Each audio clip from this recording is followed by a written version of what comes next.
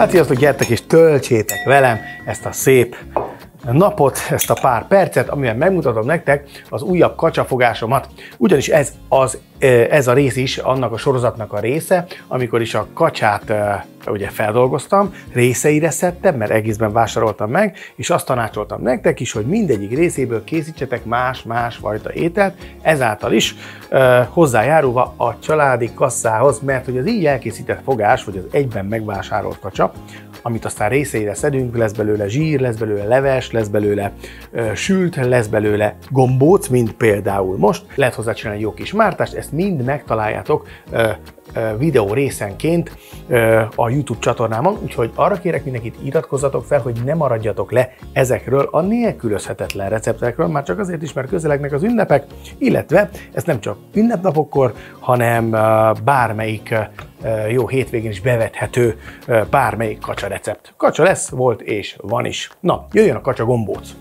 Kacsa gombóc szintén egy pénztárca takarékos recept, hiszen az alapja a burgonyás tészta.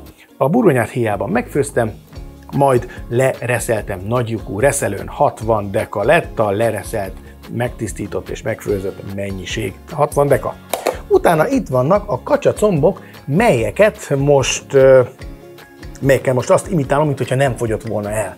Hát még ilyen nálunk egyébként nincsen, és sosem marad kacsacomb, de tegyük fel, hogy marad, vagy valamiért túl sokat csináltok belőle, akkor nagyon egyszerűen, már mutatom is, fogjátok, és egy éles késsel lefejtve a csontról feldaraboljátok magát a kacsahúst. Ez bármilyen maradék sültből is meg lehet csinálni. Itt az a lényeg, hogy ez a kacsacomb azért egy ízesebb kacsacomb, hiszen hogyha megnézitek a videót, akkor már látjátok benne, hogy ugye maga a hús a szójával, szezámolajjal, illetve vörösborral lett ízesítve, vajbuhára párolva, majd, hát most jelen esetben ugye összeaprítva ilyen apró darabokra.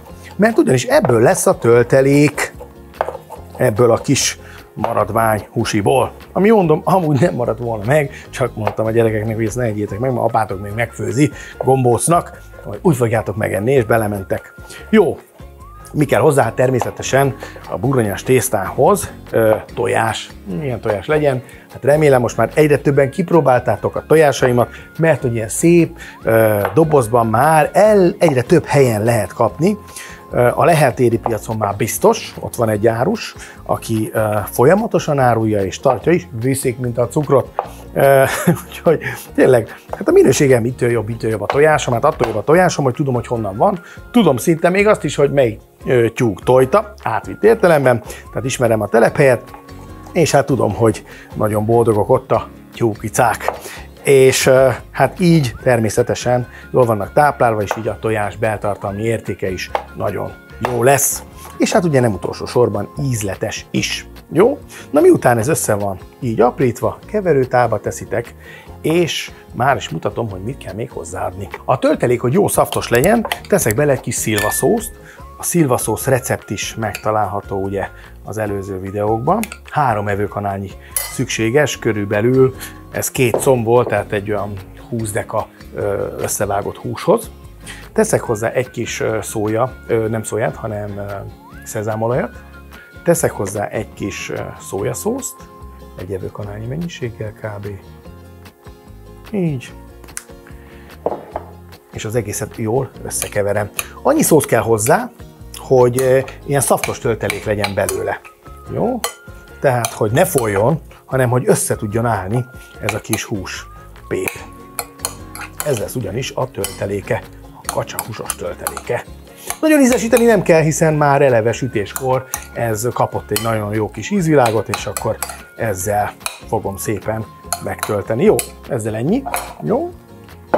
Jöjjön maga a burgonyás tészta. Ehhez kell ugye 60 deka burgonya és 15-150 g liszt. Így. Egy lázársév tojása. Igen, 1 vagy 2, hát most ez mindjárt attól függ, mert ugye, hoppá, héjat azért nem kell bele nyikáció, hogy héjat azért, és tojást azért nem teszek bele többet, mert először egyjel mindig össze szoktam keverni, és hogyha még bírja a tészta, mert olyan a liszt meg a burgonya nem annyira nedves, akkor még elbír egyet, ha nem, akkor nem. Jó? Úgyhogy ezt nem tudom előre megmondani nektek, az a lényeg, hogy egy masszát kell belőle gyúrni. Amíg összegyúrom, azért azt elmondom, hogy ugye ezek az ételek egymásba építhetőek, és tényleg, hogyha valaki egy kicsit tudatosabban gondolkodik már a mai világban, akkor azzal tényleg komoly összegeket lehet ma már spórolni, pláne ahol van 2 gyerek, vagy 3 például itt, ugye? És hát ezek annyit esznek, hogy egyszerűen követni nem tudom, és most pont abban a korban vannak, hogy most teszik szerintem a legtöbbet. És egyszerűen nem lehet eleget csinálni. Úgyhogy kell a szénhidrát is megfelelő mennyiségben, és kell a hús is, minden kell, hát ezt nem lehet győzni. Úgyhogy reformot vezettem be. Mindig veszek 2 kacsát, meg mondjuk 3 csirkét, és akkor ezeket feldolgozom, mondom a videóban említett módszerrel, és akkor így be lehet osztani, hogy mondjuk egy hónapban mondjuk 2-szer van, vagy 3-szor van kacsa, 4-szer van csirke, 2-szer hal, és akkor ugyanígy elő lehet készülni mindennel. És megírja a fáradtságot, mert ezzel komoly összegeket lehet spórolni, pláne ahol már 5-en esznek egy családba. Jó, na ilyen állagúnak kell lennie a dolognak, jó, ez pont jó, ugye ez most akkor nem kell még egy tojás. Úgyhogy mutatom, hogy hogyan is kell ezt kinyújtani, tölteni.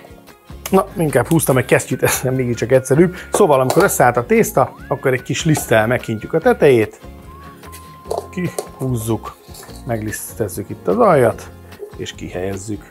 Ennyi. Utána nagyon egyszerűen fogjuk, még egy kicsit megszórjuk körbe, ne tapadjon le. Direkt nem kevertem hozzá sok lisztet, hogy minimálisat vegye föl, és most szépen kinyújtjátok. Láthatjátok, hogy nem olyan, mint a szilvás gombóc, mert kicsit darabosabb maga a burgonya benne, ezért is reszeltem, hogy ilyen nagyobb legyen. Úgy csináltok, hogy krémet csináltok belőle, turmixal, az nem jó, mert akkor ilyen krumplipürés lesz. Úgyhogy én azt mondom, nagy lyukú reszelő, az lesz a jó. Oké, amikor ez így szépen megvan, körülbelül kisúnyi vastagság, ahogy írta még annó Pelle Józsefné is, jöhetnek ugye a darabolások. Fogjátok, és akkor hát én azt szeretem, hogyha olyan jó vaskos nagy a gombóc, úgyhogy én olyanakra szoktam csinálni, és akkor elég a gyereknek 2, jó hasba rúgja, bedagad, azt már egyből nem éhes. De nem, egyébként tényleg így van, ez elég laktató. És akkor jön a töltelék, és mindenhova. Hát azért ebből azért rakhatunk bőven, csak azért be tudjuk csomagolni. Tehát én azt mondom, hogy ma a kamasz gyerekeket etetni a legnagyobb kihívás úgy, hogy ne menjél benne tönkre. Tehát ezt lehet szerintem bárki, mert ez nagyon kemény dolog. Úgyhogy ehhez próbálok most tippeket, ötleteket, trükköket adni, hogy mivel is lehet etetni. Főleg akkor, ha sportoló is ráadásul, mert akkor meg kell a fehérje is. Nem lehet mindig tojást. Jó, szóval kell a hús, de a hús meg drága, úgyhogy hogyan lehet ezt kihozni? Hát például ilyen ötletekkel és ilyen ételekkel. Úgyhogy, és ez már bizonyított dolog, hiszen nálam ez működik, akkor nálatok is fog. Jó. Na. A következőkben becsomagolom, és szépen ebben a vízben, gyöngyöző forrás mellett kifőzöm. Annyi a trükk, hogy ugye a kacsa zsírból, amit ugye előzőleg már kisütöttem, teszek így a víz tetejére. Ezáltal, amikor beleérkezik a vízbe, akkor egy jó ízű vízbe érkezik. Van még egy dolog, nem kezdjük el itt megsózni, bár az is lehet, hogyha ilyen finom szemű a só, akkor még így megsózhatjuk, de a tészta attól még íztelen lesz körülötte, úgyhogy ilyenkor bővebb sómennyiséggel főzzük ki, tehát erősen sós vízbe. És akkor ízes lesz a tészta, itt még vissza tudjuk hozni. Ez egy ilyen kis trükk. Jó. Akkor jöhet a csomagolás és a főzés.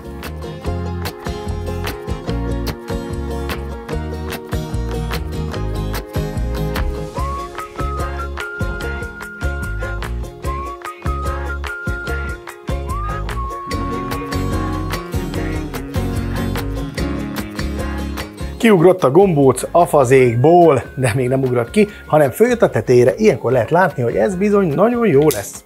Közben ugye felhevítettem a libazsírt, beleszórom a zsemlemorzsát, szépen egy kis só hozzáadása mellett megpirítom, szép aranybarnára. Ebbe fogjuk ugyanis hasonlóképpen, mint a szilvás gombócnál meghempergetni a dolgokat. Miután a morzsa megpirult, jöhetnek a gombócok. De mivel modern és klasszikus sztályban is meg szeretném tálalni a gombócot, illetve ötletet adni, hogy hogyan is kerülhet ez az ünnepi asztalra, vagy ez az étel, ezért többfajta variációban fogom nektek elkészíteni. Most szépen így. Nézzétek, hogy hemperegnek, mintha nem lenne jobb dolguk. Majd lesz a tányéron. Megvan. Na ez így a tökéletes gombóc. Jöjjön akkor a többfajta, hát először jöjjön a klasszikus, ugye, hát itt semmi extra nincsen, csupán annyi, hogy fogom, és a gombócot, ugye, így bele helyezem ide a közepébe, megszórom még körülötte is egy kis morzsával, és akkor a klasszikban, nem klasszik, vagy a modern, az a sütőtök, hiszen szezonja is van, és imádom is. Ebből még nyomunk mellé egy pár ízes kis bigyót. Így. Hát ha már ünnepeknél vagyunk, ugye akkor adjuk meg a módját. Így. Tehát ez az a sztály, ami egy kicsit modernebb, és akkor még egy kis friss kakukkfűt is, rozmaringot is nyomhatunk ide. És akkor ez az egyik verziója. Így jöjjön a másik verziója, kicsit modernebb, tányér is az, viszont a szilvaszószból. Ugye a szilvaszósz is olyan, hogy ezt már megmutattam, hogy hogyan készül, édeskés és ugyanakkor savanykás is, és akkor megy rá, így. Viszont érdemes, hogy egy picit csípjen is, úgyhogy egy kis csípőszószt is teszek rá. Így. És akkor most mehet megint csak a rozmaring, és itt egy ünnepélyesebb style.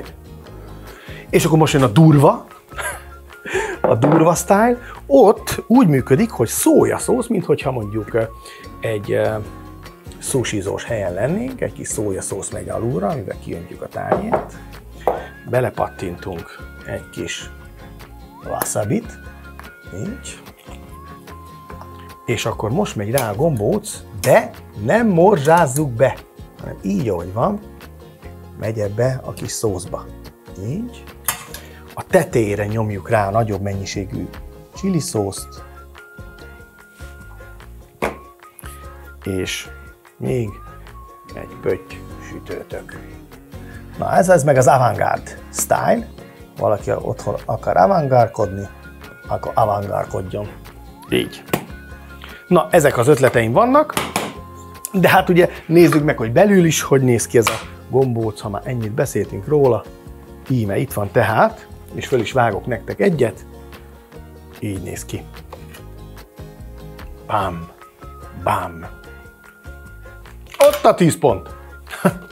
Tényleg, ez bármibe beleteszitek, ugye maga a burgonyás cucc is már önmagába egy ízes dolog, mármint ez a amiben becsomagoltuk, de vigyázzatok, ki ne ugorjon, de ha így, mondjuk még morzsa nélkül, szépen így bele, nyomjátok így a szójába, és így, maga a töké.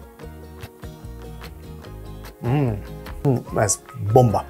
Tudjátok mit, válasszatok ti is a variációk közül, és készítsétek el a saját kreációtokat. Úgyhogy nézzétek meg a többi kacsás videómat is, és iratkozzatok fel a csatornára. Sziasztok!